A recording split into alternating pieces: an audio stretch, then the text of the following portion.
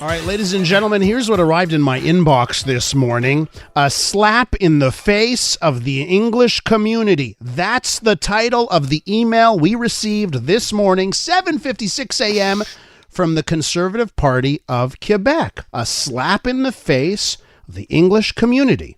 And we're talking about Bill 40 and François Legault on Friday saying, yep, we are going to appeal. Éric Duhaime has joined us in studio. Let's talk about this. We'll also talk about the Federal Conservative Convention. You were there.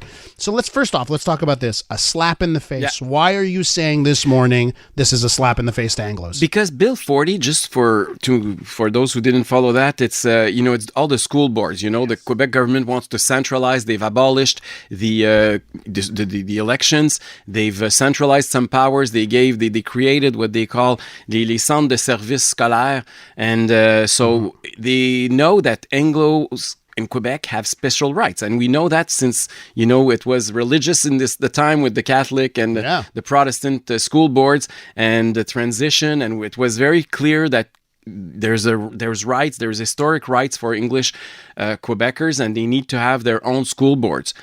Now, by working with that and trying to play politics with it, the government decided to go ahead and not respect. They knew it was unconstitutional and against the charter, but they went ahead. We told them they would lose in front of a court, and of course they lost. At the beginning of August, they lost.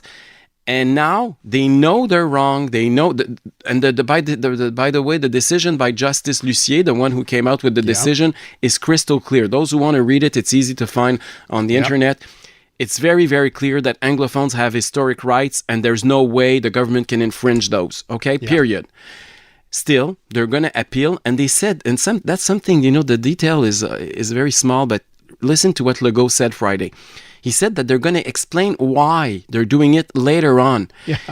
Since when do you decide what you're doing, and then you find arguments to decide where you're going? Have you ever seen that? Yeah. So it shows that their intent has nothing to do. Sounds like using the notwithstanding clause preemptively, right? It's the same. It's the same logic. It's like we're going to give you explanation if you deserve some later on the road. Yeah. And so now they're appealing the decision. They know they're going to lose. We know they're going to lose. They know that we know they're going to lose, but they're still appealing, and that makes zero sense. Why are they doing that? When you're in government, it's not on the eve of an election. We can't say that's because they want to increase their majority. They have a super mega majority of 90 seats at the National Assembly. They're doing it just to polarize again, to poke people, to divide Quebecers, like they've done on immigration, like they've done on all sorts of issues since they've been in government. And this needs to stop. And that's why I think, Mr. Drainville, the education minister, also said Friday, he didn't say it, actually, he wrote it because he didn't want to give interviews, but he says that he wants to extend a hand. Well, what I saw, and that's why I said it's a slap in the face, because that's the only way I saw his hand coming. It's not, and it's not just Anglophones who need to stand up and say it's disgusting. It's all Francophone Quebecers, and that's why I think it's important that people like myself come out and stand up today, because it's not, we're all Quebecois. And the Quebec state has to be perceived as defending the rights of every Quebecois. And by doing what they're doing, they're feeding the distrust that you can have vis-a-vis the Quebec government. And that this needs to stop. It should be the opposite. You should perceive the Quebec government as protecting you as minorities, not as attacking you and poking you for useless reasons. So you're preaching to the choir on this one. I think you're going to get a lot of accolades from our listeners based on what you just said. Let me ask you this, because I find this curious. When the ruling came out, okay, your party came out with a statement and a position before the Quebec Liberals. Yeah. I'm looking at how you're handling this, and this morning, my inbox, it has an email from the Conservatives, not the Quebec Liberal Party. Why is it that you can act faster? You got a smaller staff, I would imagine, than the Quebec Liberal Party. So why are you guys acting faster on these issues? Rights like this, Bill 40. Why am I getting an email from you, not the Liberals? Well, first off, as Conservatives, civic rights, individual freedom is at the heart of our political involvement. So I think there's an ideological reason, but there's more than that. And when you say that we receive less than the Liberals, it's an understatement. They get $5 million a year for research and communications. We get zero from the National Assembly. They have 20, we're now 19 members of the National Assembly. We have zero, even if we got almost the same amount of votes. So the Quebec Liberals are split because they're scared. They're scared as being perceived an equality party 2.0. I think that's why they're not defending you guys. But why? So listen, and I'm looking again. I'm going to read the email, a slap in the face to the English community. Right? That's the gist of your email. Subject line. Why can you say that? And why aren't you worried that Journal de Montréal is going to say Éric Duhaime courtoise les anglophones encore une fois? Because I'm not scared of telling them I've always protected civic rights and individual freedom, and I'm going to do it. And it has, for me, it's not even linguistic. It's because if they're doing it to the anglophones, who's next on their hit list? Okay. That's what I'm concerned about. And I know we disagreed during the crisis, but me, when I saw the passport being used and discriminating people coming in and out from a restaurant, I was concerned. I don't like it when the government is using its power and to discriminate against some people. And for me, it's a fundamental right. And what they're doing right now is wrong. No matter, and it's not, by the way, is it protecting or promoting French? Zero. It changes nothing for French. There's still English schools. All that's remaining the same. It's not gonna shut down the English schools at all. It's just, and also there's a symbolic character here that is very important to underline, Elias. It's the last institution that Anglophones politically control. And I know it's in Quebec. I know it looks stupid, but it's an important symbol, and I respect that. Yeah. And I understand that attacking that is, and I'm wondering if that's not what the CAQ is trying to attack. It's important for Anglophones that they feel that they're part of Quebec and they're part of us. But let me just throw this out because you're individual rights, and someone's going to bring this up because I always hear this from Anglophones, and they lump Bill 40, Bill 21. Bill 96, it's the same. It's always in the same sentence. But so if you, on Bill 40, if you believe this way, some people would say, oh, but you're in favor of Bill 21. No, well, Bill 21 is very different. It's about a secular state. Do we have a right as an individual, as a citizen, to have neutral services offered by our state? Some people say yes, some people say no. I say yes. But Bill, so in your, and look, by the way, I'm in favor of Bill 21 too, but for your argument, you say that Bill 21 actually protects individual rights. Protects minorities. Yeah.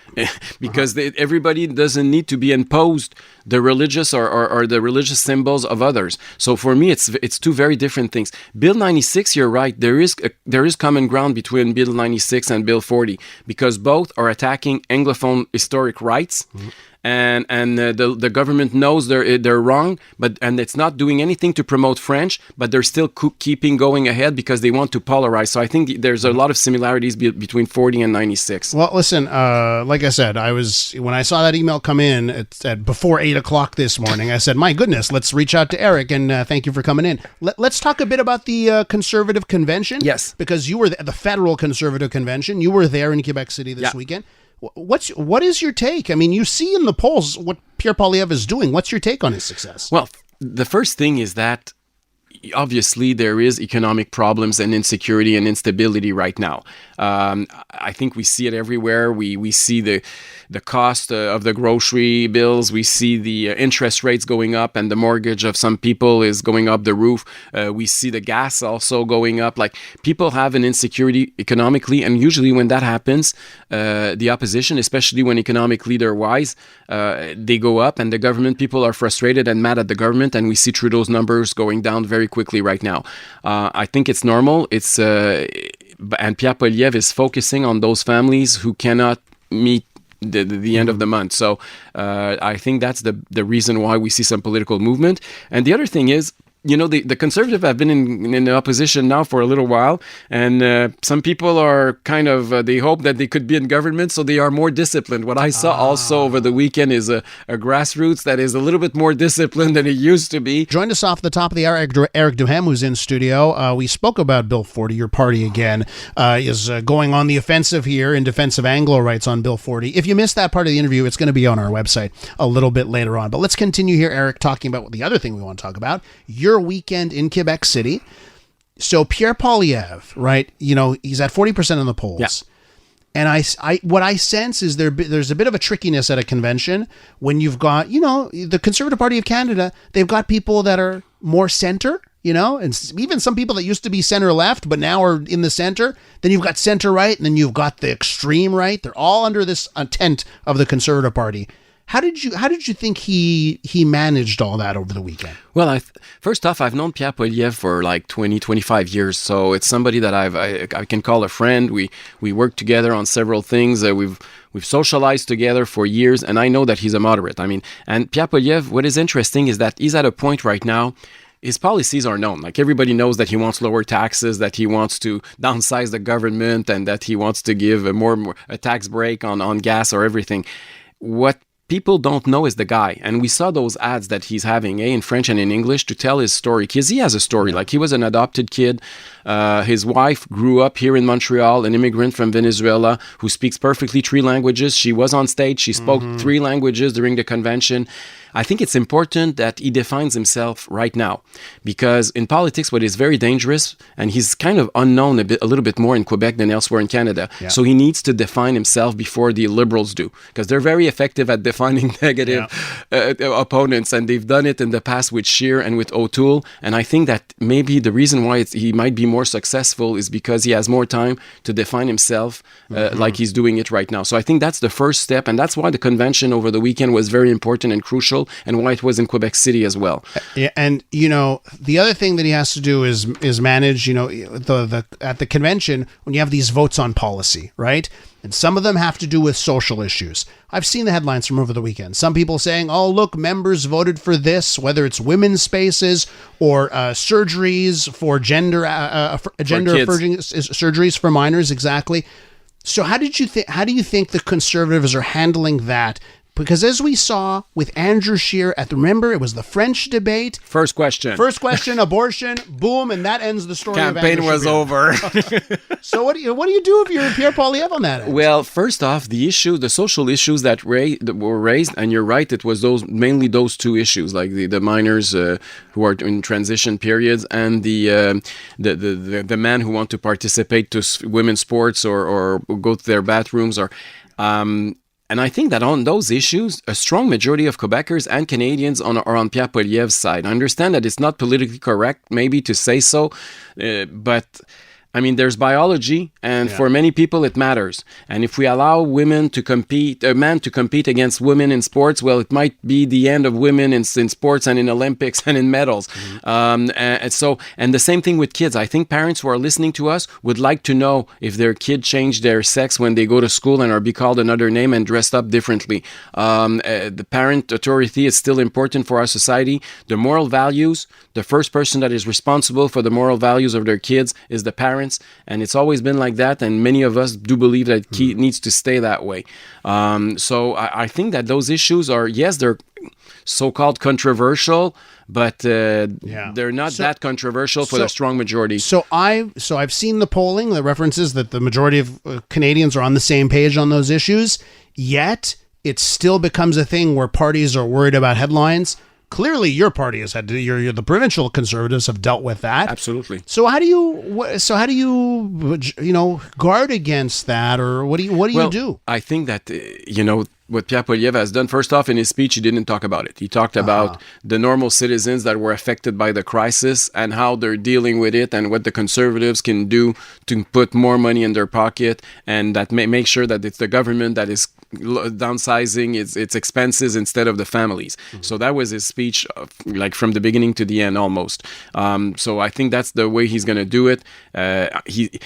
There's attacks and there's defense when you're playing in politics. It's like hockey, right? You have an attack line and a defensive line and a goaler at the end of the day.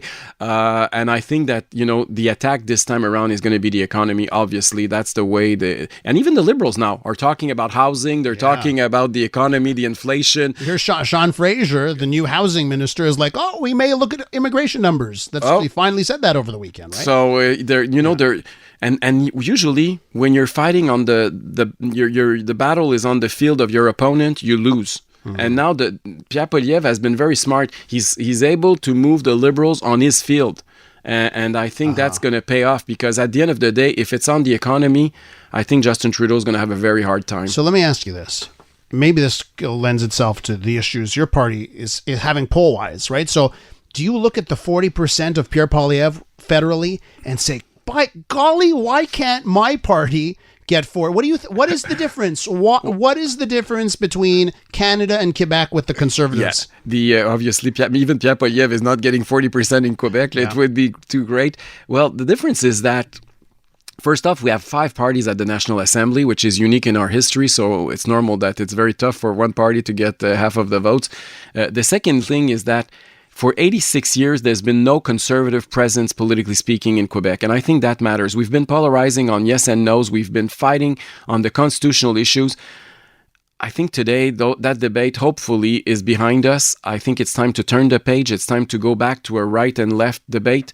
And slowly but surely we can see it. And it's the reason why Quebec Solidaire also went up. And it's the reason why we went up. And why the PQ and the Liberals are in trouble. PQ's not doing so bad, huh? They're not doing so bad. 22%. 22%. But the Liberals are in a little bit worse shape. But a year ago, the PQ was at 9%. So it could be a bubble also. Let me throw something at you. Let me throw one thing at you, an idea, right? Because I give advice because I love, right? Free. That's what I do. Free advice as a radio host. You dump the glasses and you switch to a t-shirt because you're wearing a button-up shirt and glasses. Pierre Poilievre got rid of those two things, and everything has been great since he got rid of the glasses. The image is important in politics, obviously. Justin Trudeau is the proof. I mean, he's been playing the image a lot.